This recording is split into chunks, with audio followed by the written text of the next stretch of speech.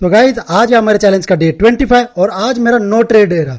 आज बहुत ज्यादा कंफ्यूजन बढ़ गया था, बहुत सारे स्टॉक्स रिकमेंड्स हो रहे थे, तो उस चक्कर में मेरा आज नो ट्रेड डे रहा।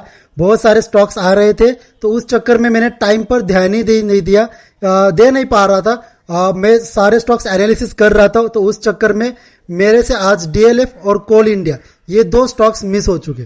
तो आज मैं वैसे डीएलएफ में एंट्री लेने वाला था, तो इसके पीछे का लॉजिक क्या है मैं बताता हूँ।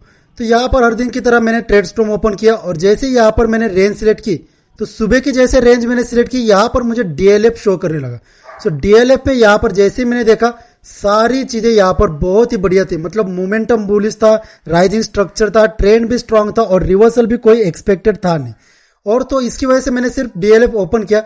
और वैसे भी सेक्टर स्कोप में आज रियलिटी सेक्टर बहुत ही बढ़िया मतलब काम कर रहा था, तो उसकी वजह से मैंने यहाँ पर डीएलएफ देखा। जैसे ही यहाँ पर सेक्टर स्कोप में जैसे आया मैं, एक मिनट यहाँ पर लोड हो रहा है, तो यहाँ पर जैसे मैं यहाँ आया तो यहाँ पर मुझे है ना सेक्टर स्कोप में सबसे ज्यादा ऊपर मतलब रियलिटी सेक्टर में डीएलएफ दिख रहा था, तो उस वजह से मैंने डीएलएफ पे देखा। तो डीएलएफ सुबह यहाँ पर गिरा था और सीधा रिवर्सल मारकर ये ऊपर जाने लगा। तो यहाँ पर मैंने जब यहाँ पर देखा तो ऑलमोस्ट मैंने यहाँ पर 957, तो मतलब यहाँ पर जैसे ये बड़ी सी मोमेंटम आई तो यहीं पर मैंने देखा था। हमारे व्यूअर्स यहाँ पर मतलब जो लाइव सेशंस में मतलब व्यू कर रहे थे, मतलब जो हमारी ऑडियंस थी, तो उन्होंने यहाँ पर मुझे सजेस्ट किया। पुष्कर जी थे, डॉक्टर पुष्कर जी, उन्होंने मुझे कहा कि डीएलएफ एक बार देख लीजिए, डीएलएफ रिवर्सल मार रहा है। तो जैसे मैंने यहाँ पर देखा तो यहाँ पर क्लियरली शो होने लगा कि यहाँ पर बहुत ही बड़ा मोमेंटम स्पाइक आ चुका है, यहाँ पर ऑर्डर ब्लॉक लग चुका है। तो ये एटलीस्ट यहाँ तक मैंने ये लाइन यहाँ पर मार्क कर दी, तो ये एटलीस्ट यहाँ तक डे हाई तक जरूर जाएगा। और यहाँ पर देखो यहाँ पर सीधा डे हाई तक चला गया, पर ये मुझसे मिस हो गया। फिर उसके बाद हमारे जो व्यूअर है सूर्यवंशी जी, उन्होंने मुझे यहाँ पर कोल इंडिया सजेस्ट किया।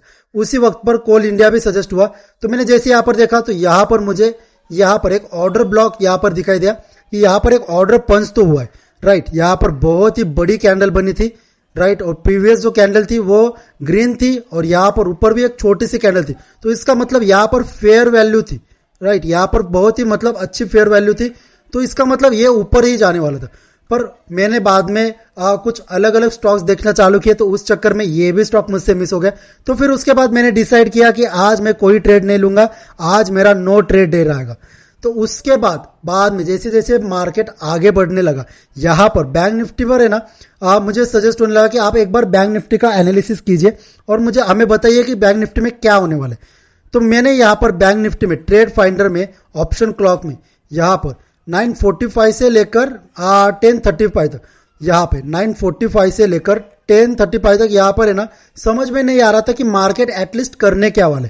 तो मैंने यहाँ पर सिंपली डेटा यहाँ पर पुट कर दिया, 945 से लेकर यहाँ पर 1036 पर सेट किया और यहाँ पर जैसे गो पर क्लिक किया सारी चीजें यहाँ पर है ना शो होने लगी। यहाँ पर क्लियरली शो हो रहा था कि बुल्स की पोजीशंस माइनस में चल रही है और यहाँ पर बेयर्स अपनी पोजीशंस बहुत स्ट्रांगली बिल्ड कर रहे हैं। तो जैसे ही यहाँ पर मुझे दिखाई दिया और यहाँ पर मैंने देखा बैंक निफ्टी में यहाँ पर एक ब्रेकआउट आया था ऊपर की तरफ, तो उसी वक्त मैंने हमारे सारे व्यूअर्स को मैंने कहा था कि बैंक निफ्टी में जो भी ये ब्रेकआउट आ रहा है ये फेक ब्रेकआउट हो सकता है, क्योंकि यहाँ पर क्लियरली डेटा शो हो रहा है कि यहाँ पर बेयर्स अपनी पोजीशंस स्ट्रांग बिल्ड कर रहे हैं।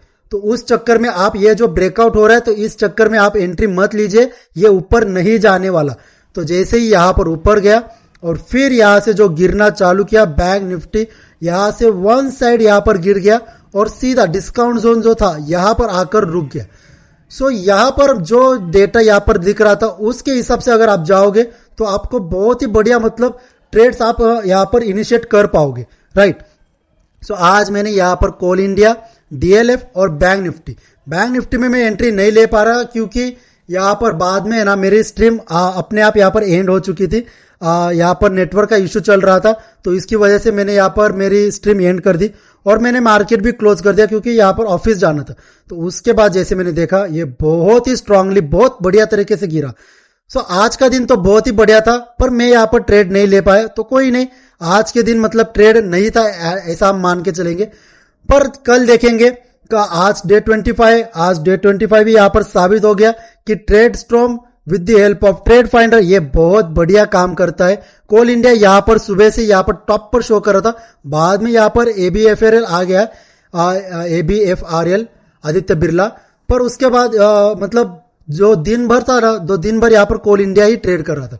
सो ट्रेड फाइंडर और ट्रेड स्टॉर्म दोनों काम तो जरूर करते, बस आपको सही तरीके से इसका नॉलेज होना चाहिए, कहां पर एंट्री लेने, किस तरीके से इसका डेटा यूज करना है आपका ट्रेडिंग में, मतलब एंट्री लेने के लिए। ओके, सो डे 25 भी यहां पर हमने देखा, यहां पर बहुत ही बढ़िया तरीके से हम स्टॉक सिलेक्शन कर पाए। तो मिलेंगे अभी डे 26 में, अगले दिन देखेंगे कि क्या होता है और क्या नहीं। तो तब तक के लिए गुड बाय।